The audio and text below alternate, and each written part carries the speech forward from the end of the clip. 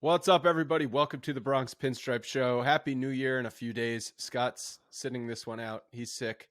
We've virtually passed whatever virus is going around through the internet to each other, and Scott's the latest one on the podcast to go down. So I'm with Logan and Ilya today. What's up, guys? Slow time of the off season. Ready for some more moves, but it's going well. I was thinking about this year. I think it was a really weird Yankees season of baseball. At one point in the year, there were comparisons to the 1998 Yankees, and that didn't work out well. But like, Logan, what would you say was the highlight of the year for the Yankees? It doesn't even have to be in the regular season or even baseball related, but just anything to do with the team. What was the highlight of 22? I mean, I felt that the highs of the team were, I guess it was sometime around the end of June.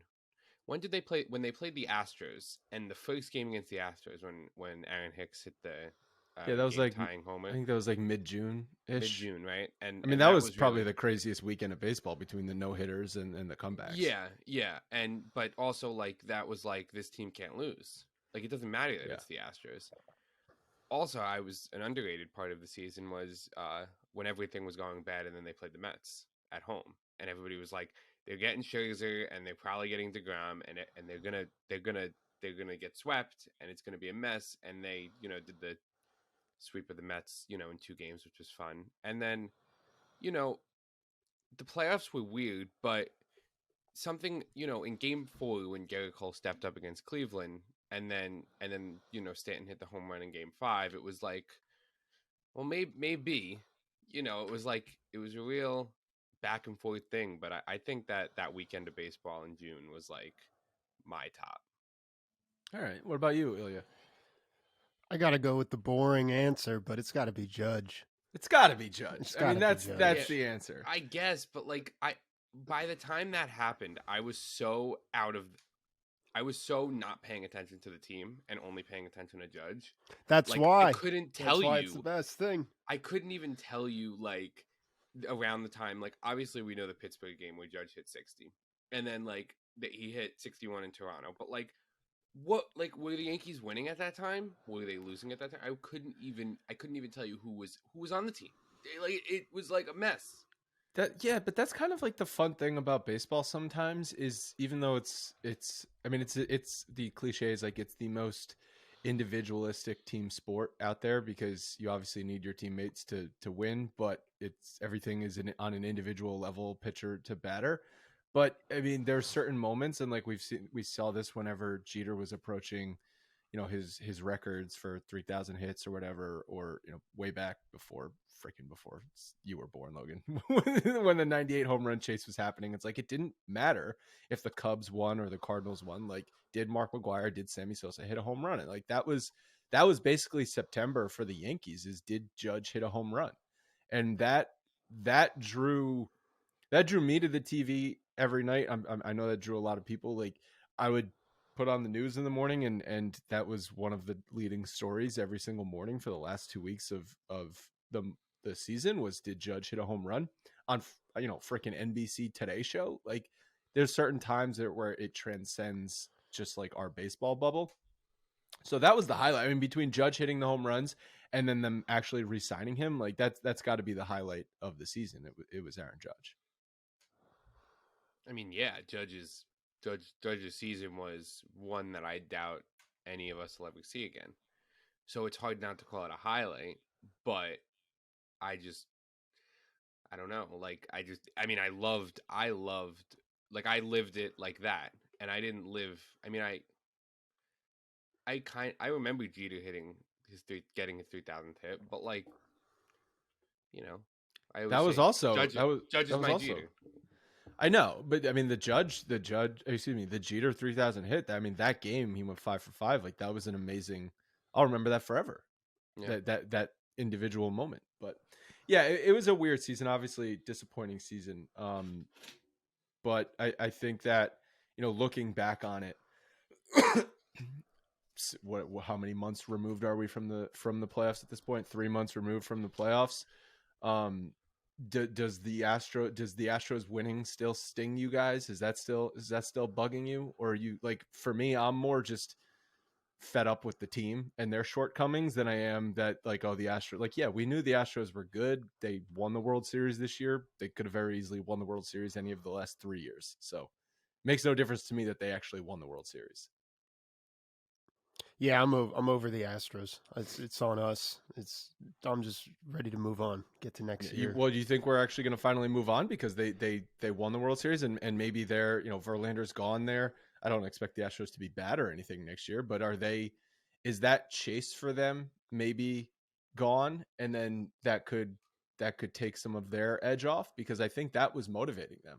I think, for even though it wasn't, a full roster of those cheating players, it was the core of those players were still there. Bregman, Altuve, they probably had motivation to prove the doubters wrong, and that drove them, I'm guessing, the last few years.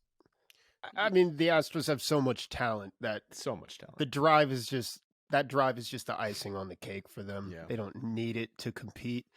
The Yankees have not entirely closed the gap, but they've improved. Hopefully they'll improve more. I wouldn't say it's a sure thing that we're going to go out there and we have, I wouldn't even call it a 50-50 chance necessarily, but we have a better chance this year than I think we did last year. Yeah, it's just, if you want to have a fun conversation, go look at the 2019 Yankees that played the Astros and look at the 2022 Yankees that played the Astros, and the 2022 Yankees were so much better. I mean, we were talking about it like a few months ago. Like, Brett Gardner hit third in that ALCS. Like, literally, like, this is like, yeah, like they were a mess, but for some reason they got it to an inning away from a Game 7. I mean, they won Game 1 on the road in Houston in 2019, and it was like, how did that happen? Well, it's interesting that you say that the 2022 Yankees were better than the 2019 Yankees. Like, I mean, it's I kind of throw out what specifically happened in those series because it's hard to judge a team on a single series. The 2017 Yankees on paper were not as good as the 2019 Yankees or the 2022 Yankees, but they got to a Game 7. So does that make them automatically better than those other teams? Like, I don't know. But do you think that Cashman has improved the team in the 3 years since 2019? The 2019 loss, if we call that like the last best chance that the Yankees had at beating the Astros, has Cashman done enough to improve this roster over this time? Yeah, I mean, he definitely did a lot when you really look in retrospect. I mean, he has since 2019 acquired numerous pitchers. I mean, they decided that they actually cared about lefties in the front office when they cared about them in the dugout. Like we just, talked about Brett Gardner batting third. Obviously Rizzo there is big improvement that kind of doesn't get talked about enough. But yeah, I mean, they definitely still need to do more, and they know that the contact and athleticism thing needs to be fixed, and they just can't have 3 different starting shortstops in the ALCS. Like, you're not going to win like that. They won't, but it's part of it. Those sorts of warts on the team are extremely frustrating. It's like the shortstop issue was a microcosm for the team's failures. But yeah, I think they need to do more this offseason. Like, bringing back Judge is status quo. They signed Rodon, which is great, and that's a great addition to the team. But there's still a massive hole in left field, and if they don't add another outfielder, the outfield of Judge, Bader, and Oswaldo Cabrera and Aaron Hicks is just, that's not championship caliber outfield, especially considering we all like Bader. We all love that he broke out in the postseason. I want to talk about him in a second, but he's been a pretty average hitter over the course of his 6-year career with St. Louis. So if he has another average offensive season for the Yankees, no one should be shocked about that. But the number one rumor going around right now is Bryan Reynolds. And I think he should be the number one target for the Yankees between now and the regular season starting. Pittsburgh, they're a weird organization. It's like you never know what they're going to do. Sometimes they just make bizarre trades that just don't make any sense. And if that happens with Bryan Reynolds, then I wouldn't be shocked. But reports are that they're looking for pitching prospects. And I don't know that the Yankees have the pitching prospects to send to Pittsburgh in a return deal for Reynolds. I mean, they have the position player prospects to get the deal done, but if that's not what Pittsburgh's looking for, Ilya, then it might just not happen for them, and then another team like the Dodgers could swoop in. Yeah, it's tough from a few angles. One, the Yankees don't have apparently what they're looking for, like you said. Two, there's no one else really available and out there on Reynolds' level right now. So the Yankees don't have any leverage at all. Yeah, I mean, there's much worse options on the free agent market or the trade market. Like Max Kepler kind of piqued my interest. I was doing some baseball trade values, fun yesterday, and there was a trade on the front page for Max Kepler. The deal was Kepler to the Yankees along with Caleb Thielbar for Domingo Germán and Everson Pereira. I okay, sure. You're shaking your head, Logan. You're not a Kepler guy. Kepler is so Joey Gallo all over again. He had been linked to the Yankees for years. Got all the stats that say he should be good, but he's not. Like, is his strikeout rate as high? I didn't think his strikeout rate was as high. That's the one difference. But very similar to like, you look at his baseball savant and it's a bunch of red bubbles, but for some reason he's a 230-ish hitter. Yeah, with a 750 to 790 OPS on the season. He had one really good year. I think it was 2019. And then since then, kind of like last year, wasn't he like in the high 600 OPSs? Oh yeah, his offense has been pretty mediocre the last couple of years. And so 2019 was that year that the Twins didn't they set a record for home runs that year, or they were right there with the Yankees. So like the ball was a freaking golf ball. Yeah, exactly. Not to mention, like, I don't know, like, I kind of really jumped on the wagon. I know I've said it before, like, left field defense and left fielders playing left field, because he's another right fielder that they are going to be trying to move to left field in a left field in Yankee Stadium that might as well be a center field. It's so big. So then your options, if Kepler is not appealing, which I agree, it's like that's an okay solution. I think that's not a home run in my mind. I think it's an upgrade over what they currently have, but it's not like I'm not getting super pumped about Max Kepler. David Peralta, I mean, he's offensively, he's solid, but he's really bad defensively, even though he's a left fielder. Trey Mancini, I saw being kicked around. He's a first baseman at this point. He's not an outfielder anymore. Andrew McCutchen's still playing baseball, guys. Did you know that? Andrew McCutchen's still playing baseball. He's like 72 years old, but he's still playing baseball. Go to Milwaukee and everybody forgets about you. So it's like the options, if not Bryan Reynolds, to add to this outfield are really big downgrades, which to me means they completely whiffed on Benintendi. Even if you say Benintendi got overpaid by the White Sox, which might be true, it's not like that crazy of an overpayment, especially as we were going through the different, our GM plans. Like that's not that crazy of an overpayment. Now, if Benintendi didn't want to sign with the Yankees, then fine. Like you can't fault them. But if the difference between Benintendi and some of these other guys I mentioned is so great, then you whiffed. I think that the problem is that the reason that there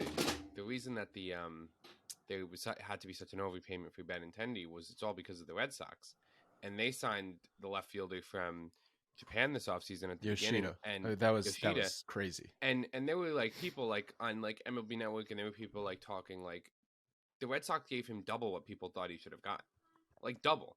So where Benintendi, I think MLB trade rumors, which was very low on the lower side when we were looking at the predictions this year, but for him, like what was it, like 4 for like 60-ish was like the MLB trade rumors. His market value was like 17-18 million. Yeah, and then that's what Ilya, you and Scott did for the GM plans, but that was more what he was worth, and that's what the Yankees wanted to give him. And then the White Sox, who are another team that's needed to be desperate, I guess, threw 5 years at him. But he's young. He's still in his 20s. Like 5 years for an outfielder still in your 20s is not that crazy, especially when you consider that they're gonna have to win in these next 3 to 4 years maximum, while Judge is still an elite player. Yeah, that Yoshida contract, it's Yoshida, right? For the Red Sox, that was complete reaction to them losing Bogarts, and they needed to They signed him first. Yeah, but they knew Bogarts was going. So they got word that Bogarts wasn't going to accept whatever, lowball contract they were offering, and their reaction was, we've got to dangle a shiny object in front of the fan base to distract them. Like, yeah, Yoshida got way too much money. But Yoshida's a Boris client. Boris clients never accept the first offer. They always go and shop the offer to get more money. And even Boris was like, dude, you're not getting more money than this. You have to take this deal. So if that set the market, then I guess that screwed the Yankees for Benintendi. But now they're sitting here with potentially a starting left fielder on opening day of Aaron Hicks. Does that get you excited, Ilya? It doesn't get me excited. At this point, it looks like no one's taking Hicks or Donaldson in a trade. I don't really see it happening. Why would they? I think the only way the Yankees cut ties with either one of them is if they give them that one last chance. So at this point, with the options that are out there, roll out Oswaldo, roll out Hicks, let them flop, and go get someone at the trade deadline and cut them at that point. I don't see...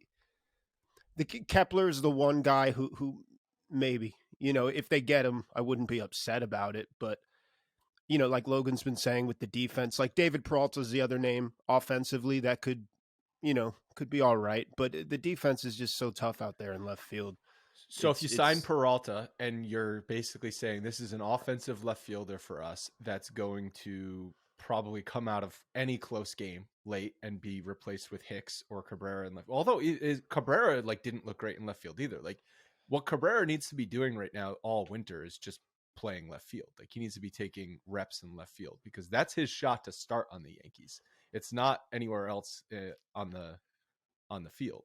So if you can turn Cabrera into a better defender, and if you trust Hicks's defense late game, but is that even good defense late game to replace Peralta? It's not that good. Enough. It's better than the other options. Yeah. Hicks's defense has really gone downhill. Yeah. Bader in center field does make left field a lot easier, and Florial is going to be on this roster. He doesn't. I believe he's out of options. So unless they trade him, they're going to carry him as an extra outfielder. Okay, fine. He can play. He's shown nothing. He could play a great outfield. He's shown nothing ever. Never shown anything. I mean, don't you remember Esteban Florial was Jason Dominguez 5 years ago? And I'm sure I know he was, and I'm sure I was at the game where he broke his wrist in spring training, back in 2018 or 2019 spring training. He broke his wrist in a spring training game. Ran into the center field wall. So we're gonna have the conversation. Obviously, how much left field is Stanton gonna play? Is it gonna be once a week? Is it gonna be no times a week? Is it gonna be 80 games this year? That's also a wild card that we just don't know the answer to. I think it's not talked about ever, and I know why it's not talked about, and I know that the Yankees did the right thing. But I've been thinking lately, imagine if they would have just made Judge the left fielder, because you could always find a right fielder, but for some reason they can never find a left fielder. When they got Stanton, they could have said, you know what, young boy, you're going to go to left field, and you're going to be the gold glover that you are. And they didn't do it because it was. But Judge had already established himself in 2017 as the face of the franchise. I agree, and this is not a perfect. This is not a perfect analogy. But when the Yankees acquired A-Rod and Derek Jeter was at shortstop, there was no chance that Jeter. It's the same. Well, it is and it isn't, because in that situation, A-Rod was a better defensive shortstop than Jeter. Stanton is not a better defensive outfielder than Judge. So you're taking a better defensive player out of his natural position, which you could say, well, I guess Judge has a better chance at playing a good left field. But then you also have to say, Yankee Stadium left field is not easy to play. There's more risk for injury because it's massive, and we want to keep Judge healthy, and he's had injury problems. Also, what are you going to do with the Judge's chambers? They're in right field. How are you going to get him over to left field? You got to hire contractors for that. I agree. No, I agree. Yes, I agree that that's what you had to do, but I just thought about it recently, imagine if they did. Like, because like there were points last year they were sticking Matt Carpenter in left field. Like, you can always find, I mean, in right field, you could always find a right fielder at Yankee Stadium because it's so small. Just on the other hand, though, like they were so scared to put Stanton in left field. The first year they got him, do you remember in Toronto the first time Stanton played outfield for the Yankees? Judge played center field. It was the first time Judge played center field before. Like they were, and they did it this year. Like, they were willing to put Judge in center field to get Stanton in right field. So are there going to be times where they say, all right, well, we want to get Stanton in the lineup, we're going to put Judge in center and Bader in left? Maybe. Like, is that going to be in the cards that they want to do? I mean, it could be, but like, you acquired Harrison Bader, who's this all-world center fielder. Are you really going to move him to left field just to move Judge to center field, which you really don't want to do? Well, isn't that what you'd be doing potentially if you acquire Reynolds? You'd be, I guess Reynolds would go to left. Yeah, I think he profiles more as a. I think you'd be a perfect left fielder at Yankee Stadium because it's not center field, but it's close to it. Of course, nothing ever goes to plan, but I think there's enough opportunities for road games where you get Stanton in left field in easy left fields, like Boston, easy left field to play. Well, I was going to say Baltimore, but they freaking made that thing Yellowstone, so not so much Baltimore anymore. But I feel like there's enough road games plus one home game per homestand to play left field, and if you do that, you've got maybe 50 games in left field for Stanton if all things go well and he plays a full season. So then you're filling the other 110 games or so with another left fielder. Like, I don't know, maybe that could work if you don't acquire somebody. But like, why? Like, it's not like they have someone like that they need to get DH at bats for. Like, they used to have like Voit. It's because you don't have a better left field option, and your left field options are not good. And also, I think we've seen enough and heard enough from Stan that he likes playing the field. He hits better when he's playing the field. I agree. I tend to agree. So I think and then you can do things. I mean, plus you can they're gonna DH Judge sometimes, but I guess that doesn't help your left field situation. But there's other options for DH when Stanton's not there. It's like, again, it's not a perfect scenario, which is why I think if they don't acquire a left fielder, the team still has a pretty big glaring hole. And a lot of those options that I mentioned, Michael Conforto's also like none of these. He signed. Where did he sign? The Giants got their guy. Oh wow, okay. Did the medicals fall through? Did the medicals fall through yet? No. But the point is, none of these options are exciting enough to where I even feel like they're going to make a move, because you have to talk yourself into all of these options being better than what they have. Yep. So it's not great. And I think what it does is it puts, I don't want to say pressure, but importance on Bader having a really good season. MLB.com did like a collection of little blurbs from all the beat writers on like highlighting one player that's a breakout candidate for each team. And Brian Hoke wrote it for the Yankees, and he chose Bader. And I think that's an easy pick. But, because Bader had such a massive postseason for the Yankees, that he's a breakout candidate. But I think the Yankees need him to break out, because if you have a offensive hole in center field and left field, even if Bader's a great defender, that's gonna hurt this lineup. And when you look at Bader's career with St. Louis, he's a 246, 320, 409 hitter, which is a 99 OPS plus. He's been a league average hitter in St. Louis. Now, he was maybe their best offensive player in the postseason. He hit 333 with 5 home runs, but he's not going to have a 130 OPS plus this regular season, even if he has a breakout. So it's like, I don't know. I think there's a lot of importance on Bader having a good season just because of the lack of left field.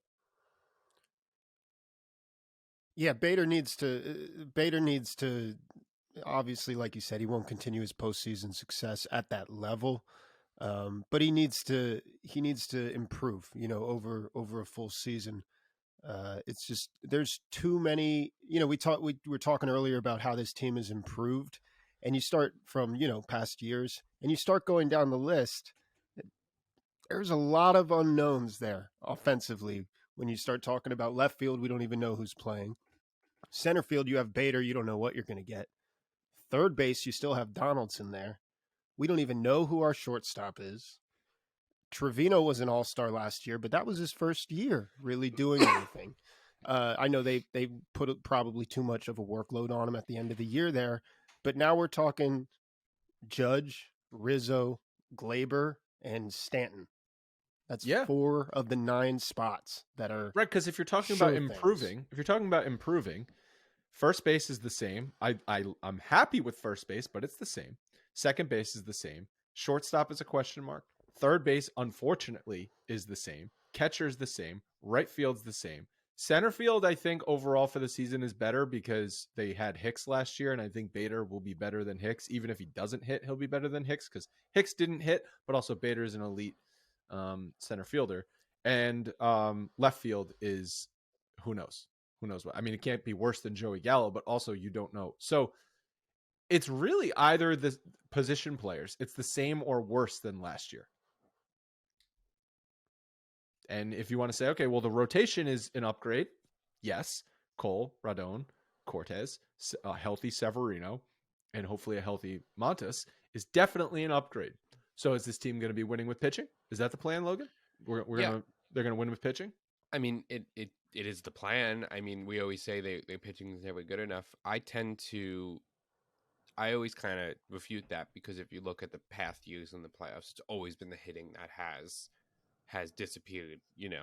Last year against Houston, 2020 against the Rays, 2021 they didn't hit enough in the wild card game, although Cole didn't pitch good enough, but that's one game. You go back and even in all the way back to 2017, it was like, how did that team even have enough pitching to make it there? And they did, and they took to a game 7 and they scored 3 runs in 4 games in Houston or something along those lines. So, I mean, they're going to try and win with pitching, but they know they need it. I just don't know where they're going to find it. So I'm kind of prepared for a Cashman sneaky, maybe he's going to sign Jurgson Profile, who he has liked in the past, and he's a free agent. Maybe he's going to sign an AJ Pollock just as some depth in left field with playoff experience to just hopefully, be another option there. I'm kind of trying to think a little bit more outside the box for left field because he hasn't done that this offseason, which he's good for one an offseason. Brandon Drury, who was that? But right. He found him, and whether he worked out or not, it's kind of irrelevant. That's just the moves that Cashman likes to make. These moves this offseason have been, and he did it at the deadline too.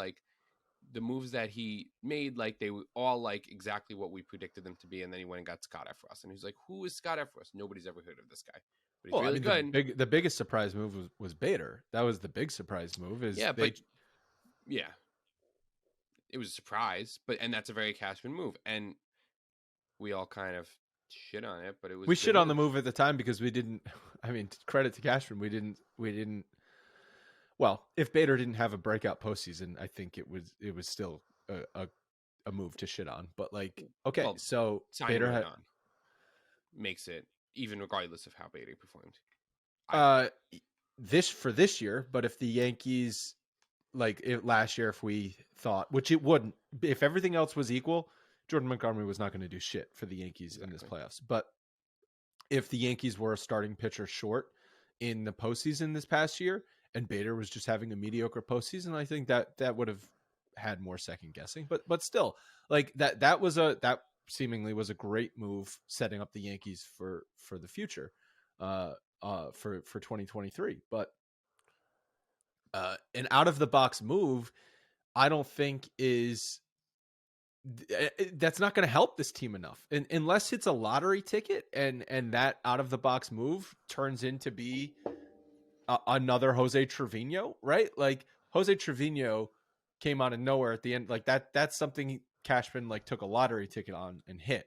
So is that what they're going to do for left field? And they're going to just find a left fielder that ends up hitting 315? Okay, cool. I mean, they could try, but if they don't, they have Oswaldo and they have Hicks, who we're kind of trying to talk ourselves into just trying anyways. So there's no chance of me talking myself into Hicks. I will talk myself into Oswaldo Cabrera because I like him, but you can't. There's not enough liquor in this world for me to talk myself into Aaron Hicks. I mean, hey, he was in our offseason plans being the starting left fielder.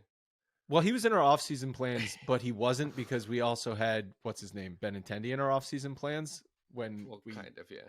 when we We just realized inflated that we inflated the salary to a point we thought they wouldn't go, and then they went higher than that. So right. How do you figure? Yeah. So it'll be interesting with this. What do you guys say the chances are for Reynolds? Low. 30. Low.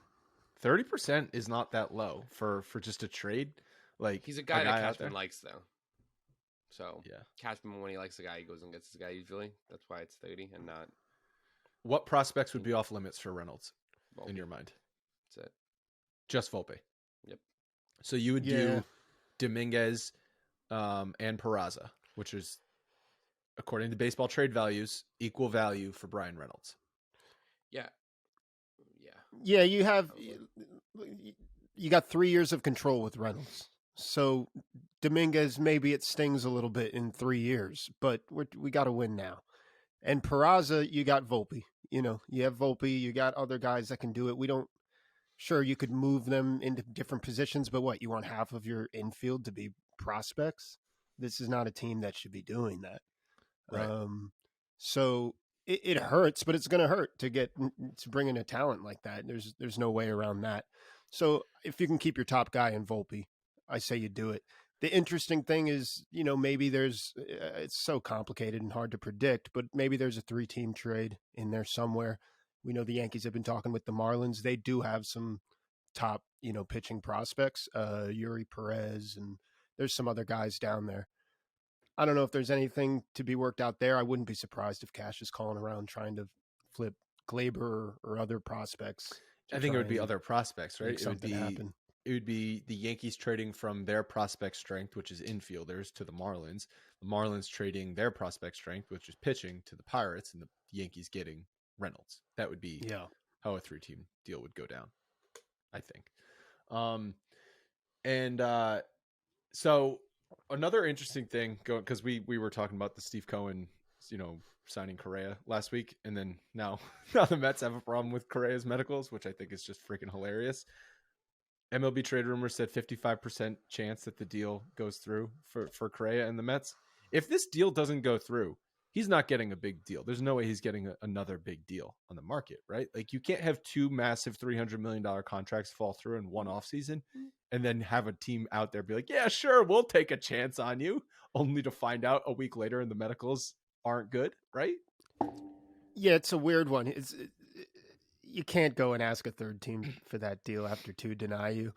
There's been reports out there that he doesn't want to, take less or restructure that deal financially. Oh, yeah, duh. I mean, I could see there's a lot of talk about different, putting in other language in there about the injuries, whether it's a vesting option or, opportunities to void the contract with time spent on the IL. That's probably where it lands. Steve Cohen came out and said, this is our missing piece. And then to just not make it happen it's going to look a little bit silly on his end.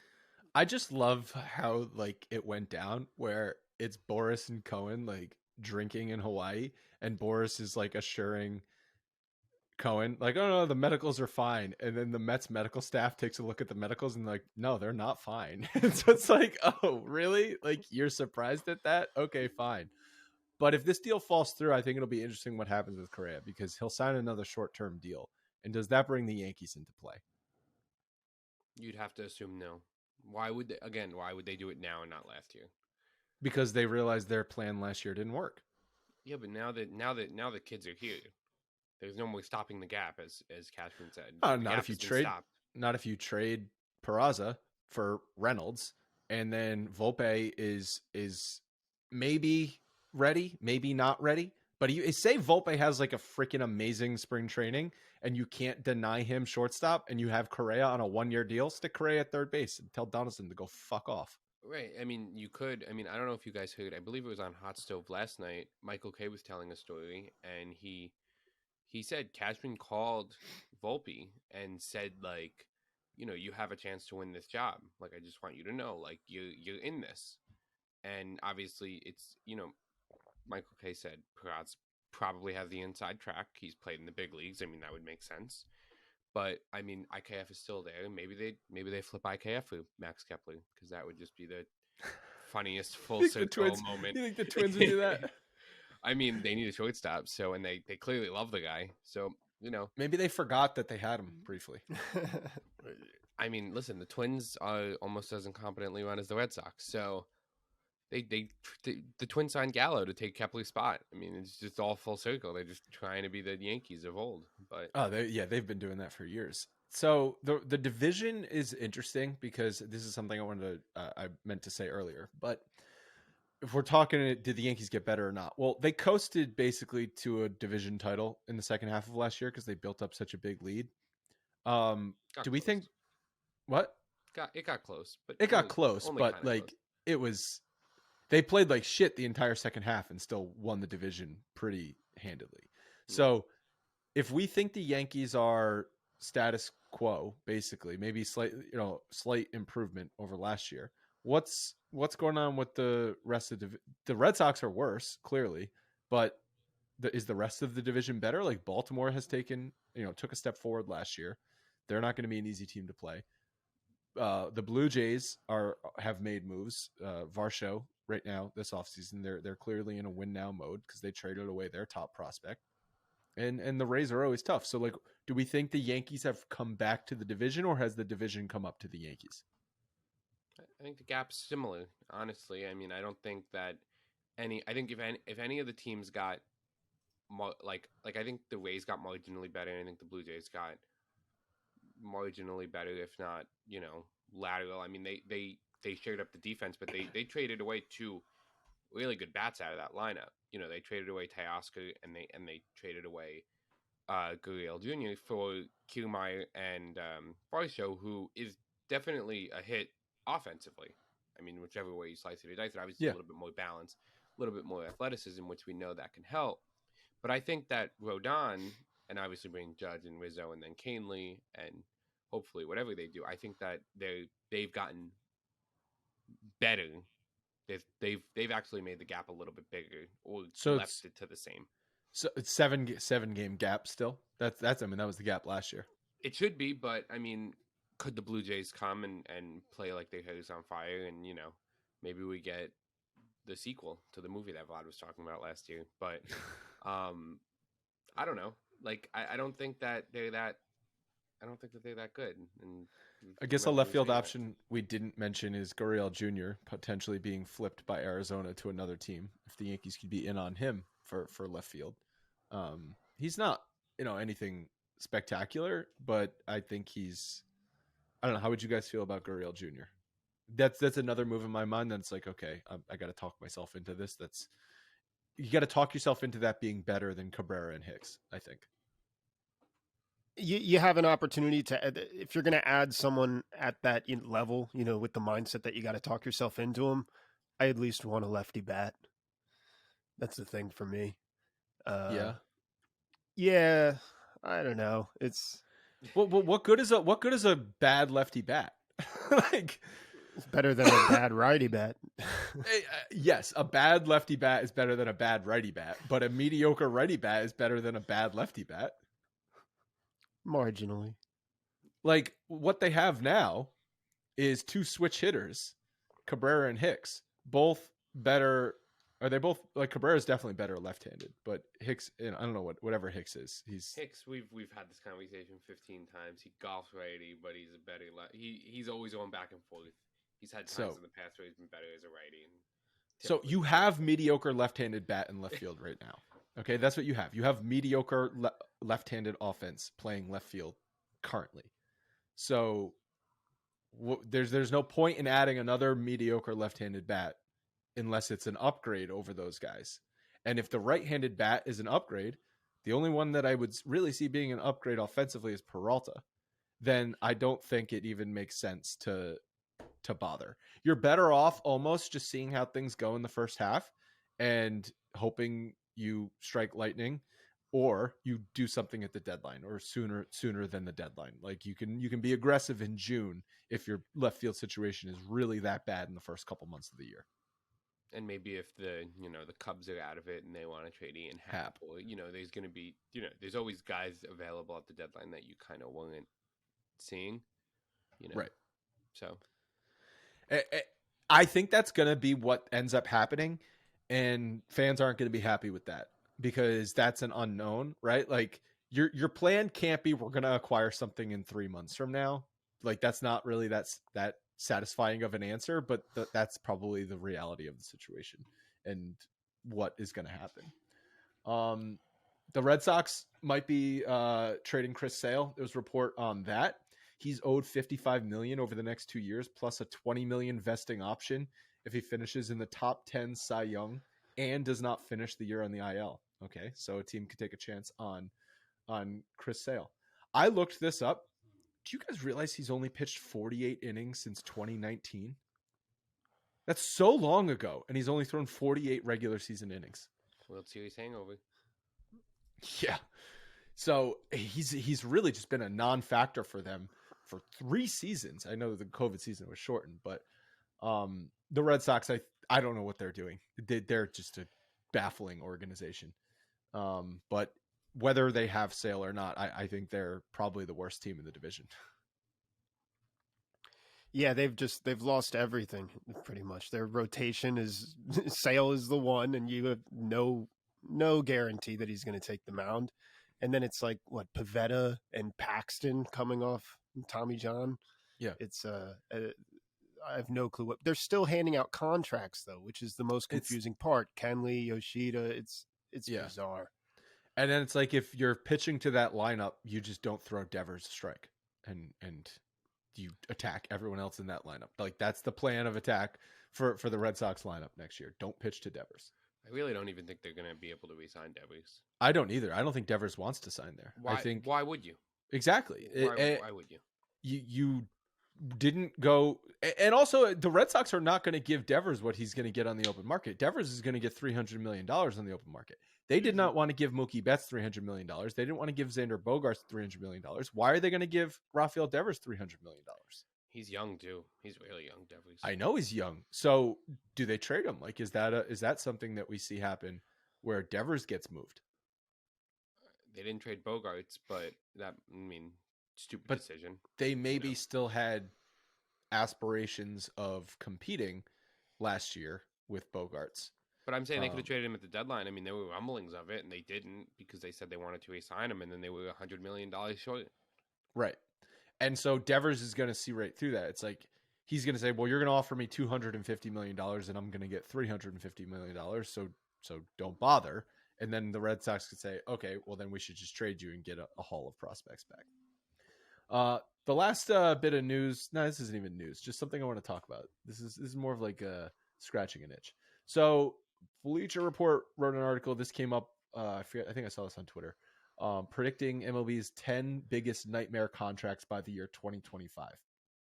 And basically what they did is they looked at like how much money is left on the contract, what's the average annual value, what's going to be on the books, how old is the player going to be, and what their performance is. And surprisingly, Stanton was number 1 on this list as the predicting to be the worst contract by 2025. And the write-up they put on him is Stanton is this close to developing into a designated hitter who can't hit. Even if not all of it's on them, meaning the Yankees, that's not the kind of player the Yankees want to pay $160 million through 2027. That's why I don't think this is the worst contract, because the Yankees are getting $10 million of that paid, $10 million annual paid by the Marlins. So they're only paying him $22 million annual, and his contract is through 2027. It's over after 2027. So the Yankees owe him $110 million over 5 years. Do you guys think Stanton should be on this list, or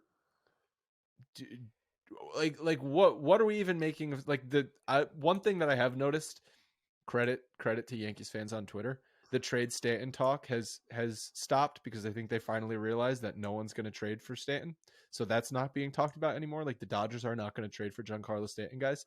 But like, what are your thoughts on Stanton at this point for the next 5 years? It makes sense that he's on the list because he won that MVP. He had it was a huge deal when it was first signed. So yeah, I mean, you're going to put him on the list because he was a huge name that doesn't produce the way he used to. Being number one on the list is a little out there for me. He's not the worst contract. He's not going to be. I still like him. I haven't turned on him or anything like that. I think he's been productive. He's been one of our best, most consistent postseason hitters in his time. High leverage spots, he's been really good. If Stanton was a free agent this offseason, would he get 5 years, $110 million? Yes. He'd get more than that, right? Someone would. Think about it. Of course. I mean, he makes hard for me to. I mean, there's one name that's not on this list who we talked about earlier in the episode. Like, where's Sale? Like, I know it's already been a bad contract, but like, what? Like, it's only 2 more years. Only okay. He's pitched 48 innings in the like. That's not a problem. I mean, are all these guys on here locked up really that long time? I think all of the guys on here are owed at least $100 million. And George Springer on this list, to me, that makes really no sense because his deal looks like a real bargain. I think it was 6-150 2 years ago when they signed it. Yeah, I think that's probably more due to injuries. Like, he just can't stay on the field. Yeah, but has he really been that bad with Toronto when it comes to that? I mean, I think so. If I guessing, I think he's really missed a lot of time.